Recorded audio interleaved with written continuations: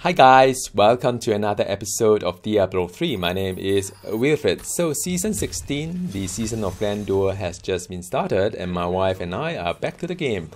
You will expect to see more Diablo 3 video on my channel in the weeks to come. So now the season starts and a lot of people ask what kind of classes should I be playing, what kind of build should I be choosing. And for the new player, how shall I approach the season? So I'd like to dedicate one video just to talk about those topics to get you started. If you're new to Diablo 3, a season journey is merely, you start from the beginning again, and whatever you earn in the season will get merged back to your main account, be it as the achievement, the Paragon XP, or the gear, and so on. So I strongly recommend you to start with the season journey. Some would research, like myself in the past, to see what is the best way to go about the season journey. Well, I mean, I would just say do whatever that is fun to you. Don't get too stressed on what is the fastest way to get to level 70 so as to complete the journey. If you haven't played Diablo before, start with the story mode because it's a very good introduction to the lore, to how the game is being played. If you are kind of already seen the story, start with the adventure mode. You could do bounty like I have in the past, or you could do some rifting. I prefer doing rifting this day because I got to pick all these different power or runes that I normally would not have used during my leveling. So in fact, I enjoyed the leveling experience a lot. It takes around 20 hours to complete the journey, 20 or 40, depending on how experienced you are. The more you do it, the faster you become, of course. So that's the amount of time that my wife and I usually spend on the season, around 20 to 40 hours. But if we really do enjoy the journey, we'll stay on a little bit to see how far the character can go and so on. But that is a kind of time commitment you would expect from any given journey. But if you are just in for the cosmetic reward, which in this season is a butterfly wing, a pair of them, so that shouldn't take too long because you only need to complete 4 chapters that really that wouldn't take too long. If you want to go for the stash, haven't earned it before, or the Guardian title with all the portrait and achievements and so on, that probably will take a little bit longer. But nevertheless, it's not something that you need to sweat too much about it. You just keep playing, you get it within the season. 20 to 40 hours is roughly the time that is required. Now, you don't need to also stress too much about what is the top build that you should be using or top tier, unless you are into the leaderboard whereby you want to see your name in the top 100 players globally. Now, if you are not, then it doesn't really matter too much. I refer to the icveins.com to get some inspiration on what kind of build out there to use. Each class you have an option about 6 builds, so I think that's good enough. And even within the build itself, there are variation to it, and you could also modify the build according to your what your preference is, your play style. So for example, I could take a top tier build, but I don't really like the fact that it's 2 glass cannon for me. So I swap out some of the gear or ability or runes to make my characters more durable, sacrificing of course on the DPS, but at least I got to enjoy the game. Some may say that, well, I don't need to be that tanky, my reflexes like Bruce Lee, so you could actually make your class very fragile but very strong as well. So there's a fair bit of a customization there. But if you are new to Diablo 3, always refer to the IC Vein to get some inspiration. And if later on, once you get good at or a good awareness of what your class can do, go to the official website, take a look at the top players and see what kind of gear, what kind of build, what kind of runes they use, just to get further inspiration on how you can improve yourself, if so you wish to. So, I mean, that is the gist of it. I always like people to find things out themselves because it's a lot more fun than just prescribe to a cookie cutter and just do what everybody else is doing, right? But that could be just me. Now, each season they will hand you a set of items, and because this is the season of Grandeur, which means that your set item bonus can be earned without acquiring the full set of items. So, if you are new to Diablo, the set item works something like this. Once you get 2 pieces, you earn a 2 pieces set item, set bonus. Once you get 4 pieces, you get the 4 set bonus, and once you get 6 pieces, you get 6 set bonus. set bonus will have certain kind of like a very special buff or ability that associated with that. Now, in the Season of Grandeur, you no longer require to have the full set to earn the set bonus. So you can have 5 items to earn the 6 set bonus, 3 items to earn the 4 set bonus, but on the 2 set bonus, you still need to have 2 set items. There are free up options. Now, I've studied all the class and build according to what this season set item are, and I feel that it generally fall under a couple of 3 categories. One is that it gives you option to be tankier. So because you no longer require 6 set items, you can do you can replace one of the set item with another legendary item that gives you a little bit different kind of like a bonus to it. So one is to make you tankier. Another one is to make your DPS go higher. Or it can be 2 options out there, like Crusader. You can have option to either make yourself more tanky or make yourself more DPS, and or you could be like Necromancer, whereby the cooldown reduction is further enhanced, so that you can pop your ultimate, the Land of the Dead, more often. So that, in short, I think that is what this season Grandeur is going to change the way that we play a little bit, not that much. You could potentially push your character further than what you would have done had it not been this Season of Grandeur buff.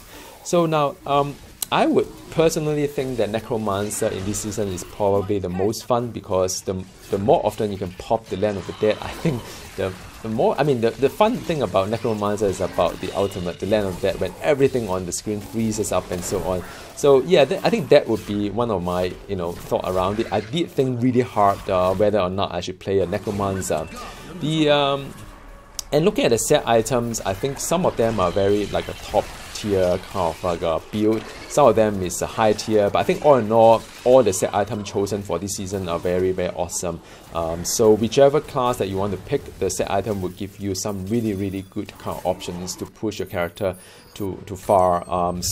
But my top pick would be, it's a video I'd like to share with you my thought about the set items being handed on this season 16. My top pick would be between the Demon Hunter and the Witch Doctor. The Witch Doctor is Arachite, so that one is a top tier anyway, and with the Season of Grandeur, I have the option to make my character even more durable. So as a melee-ish kind of character to be more durable, I think it'll be very fun to play a Witch Doctor this season.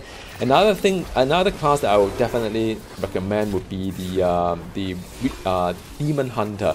My wife and I have a lot of fun with Demon Hunter. We think that is very, very awesome. And with the Natalia set item being handed out, you just need to farm for the Marauders set to complement your Natalia set, and then you can have a very awesome sentry build, which is to lay all the turrets around the map.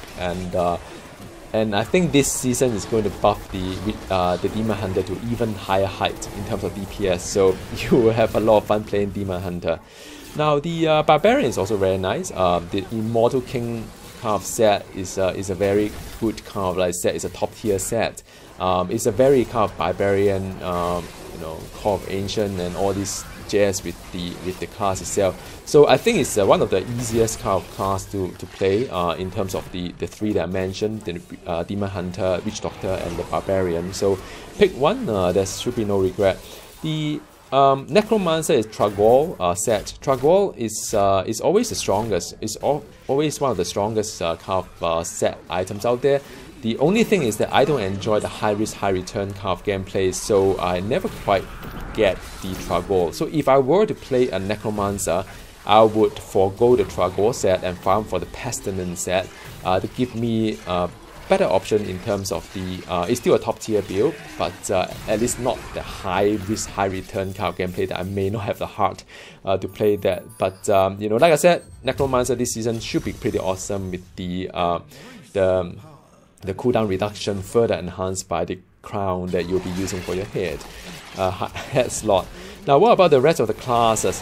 I think Crusader, they give you of the light set that is a Blaster Hammer set. I've always liked Blaster Hammer, But the problem I have with the Crusader is the survivability, because unless you know, there's one top build that make you very durable, but it's not really this season's what's being given in this season.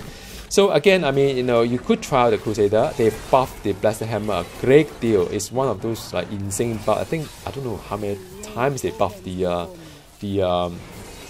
Blasted Hammer. You know, but it's a huge, you should see a huge kind of increase when you use a falling sword that you land on the target, and then for a couple of seconds you use the Blasted Hammer. I think that is really make the character pretty awesome.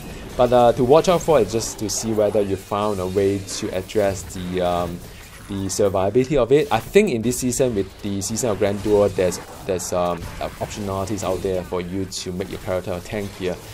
So yeah, that's a good option too. Then you have the Wizard. Now Wizard is kind of interesting. They give you the Veer set. Veer set is Archon build. Archon build is not really a top tier build for a while.